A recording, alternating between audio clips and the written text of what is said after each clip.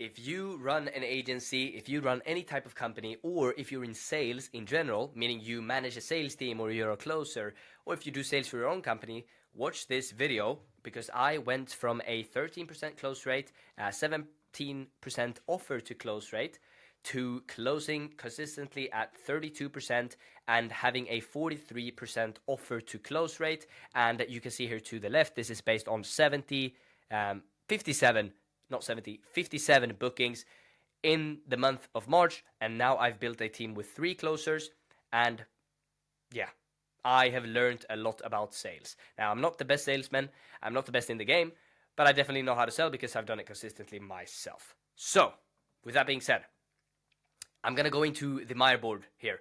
And I'm going to explain the 2 reasons why I was able to go from 13 to closing at 43% offer to close rate, what I did, and how it works. So, to pre-frame, if you're watching this video, you should already know the basics. You should know about pain, digging deep into pain, discovery, pitching. You should know about that framework, okay? You should know about, okay, I'm going to dig deep, I'm going to get their pain, I'm going to try to lay out this as the solution to why what they've tried in the past doesn't work and how this is different. You should already know all of that. Now, if you don't, go in and search up some sort of sales video here on YouTube, get to learn sales, and then you can come back to this video, or maybe not, maybe you can buy a program or something, I don't know, but these are the two things. So, the first thing, this is gonna seem so obvious, and you're already gonna know this, but it's so true, and it's digging deep into pain. So I'm gonna try to write here on my computer, dig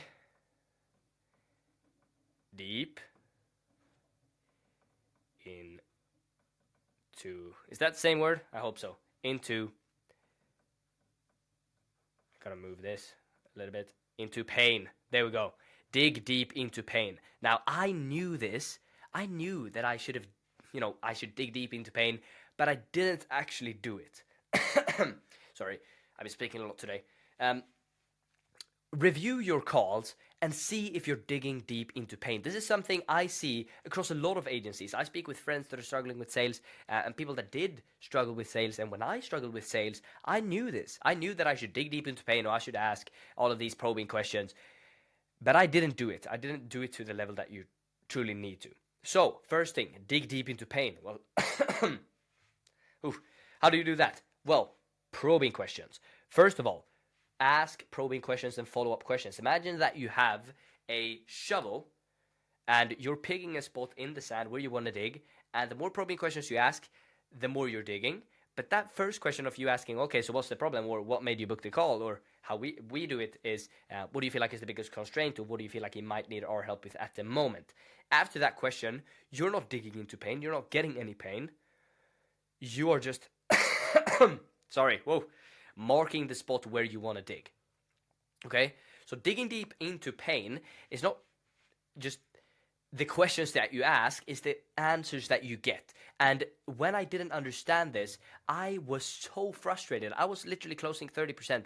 I was taking, 30 bookings. This should actually be more. But out of 30 bookings, I mean, we should at least close like 5. At least. And I think we closed like 2. Which, when you're running an agency, when you're doing everything, that sucks. That feeling of almost being there, like being this close to closing a client, and they're not doing it, that feeling sucks, especially if you're the guy in sales. And I just recently moved out of sales when we scaled. But when I was doing the sales, this was... oh, sorry, I've been coughing a lot. Alright, I'm back. This was so frustrating. I remember I was so mad.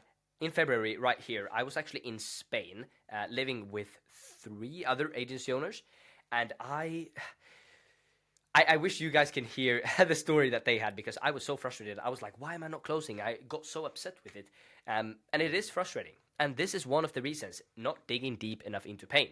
And how you can do this is by asking probing questions. Now, you already know this probably, but you're not doing it. So review your calls and see what answers you're getting. You want to hear frustration. You want to hear, oh, I don't want to do this. Hey, this is stopping me from actually growing. You want to hear sentences that makes this person actually tell you pain. So actually probing questions. I'm gonna just do Q's here. That stands for questions. Okay. And when you're asking your probing questions, what we do and what I like to do is to end off by labeling their problem. So label the problem. And this is something I think Alex Hormozi talks about. I'm just going to write prob. Labeling the problem. Now, when you label the problem, you're just putting one word across their entire pane, so you can bring that word up at any time, and that's going to be attached to kind of like the pane that they told you before. This right here is the most important part out of all of it.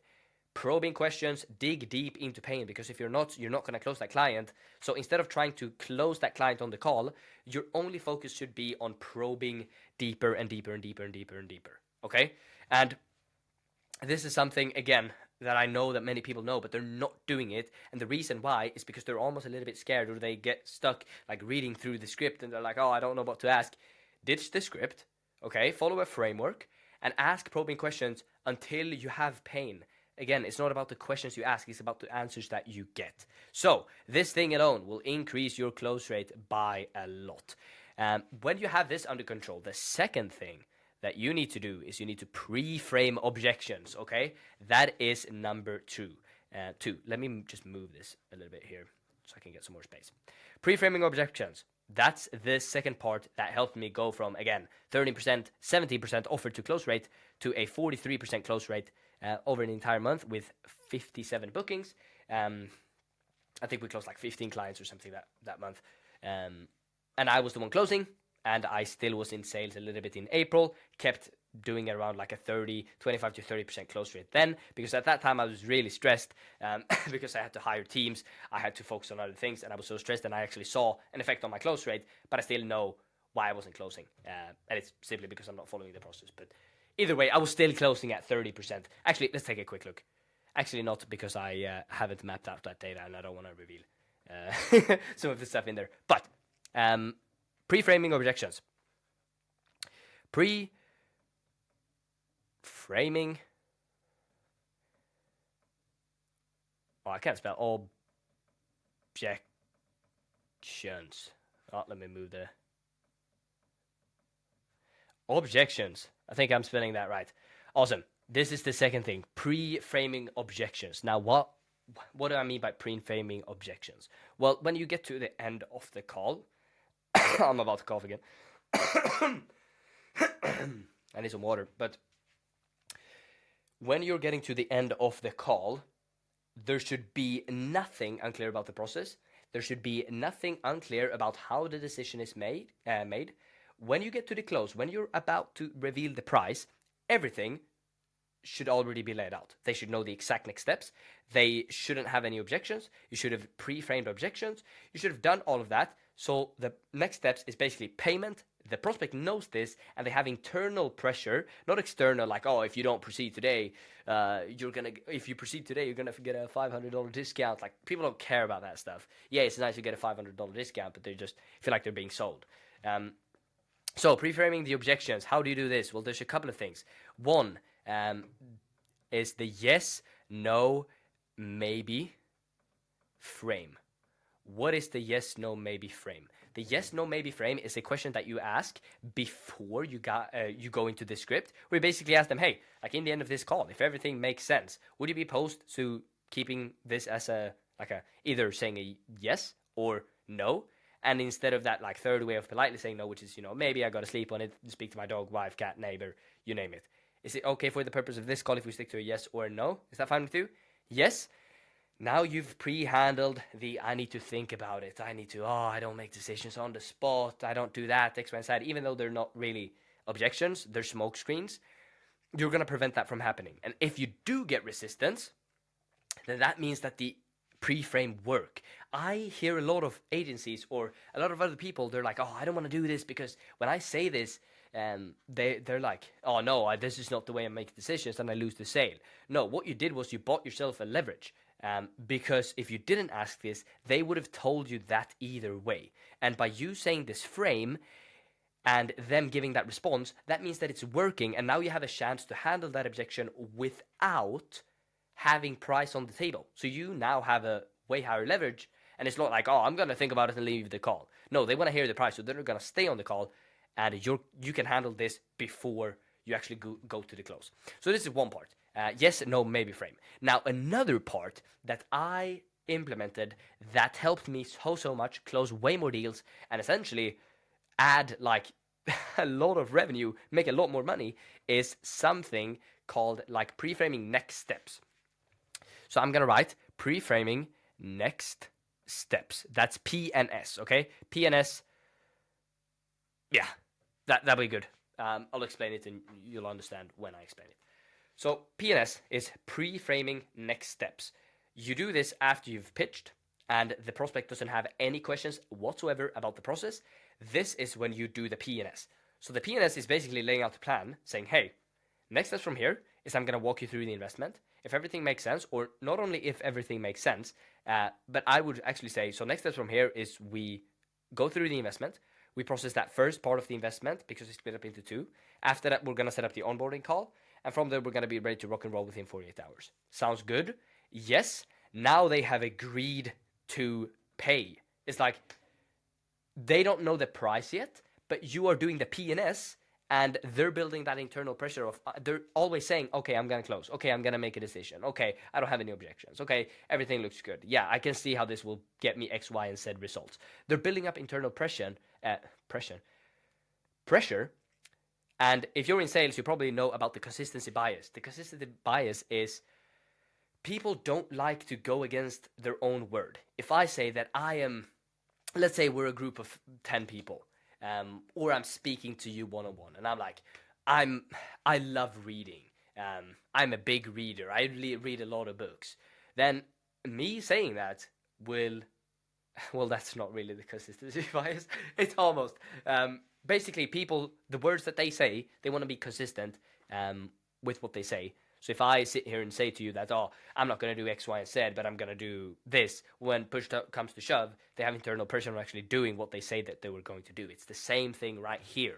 So the PNS is going to help to get a decision on the spot, but also it's just a good way of like assuming the close.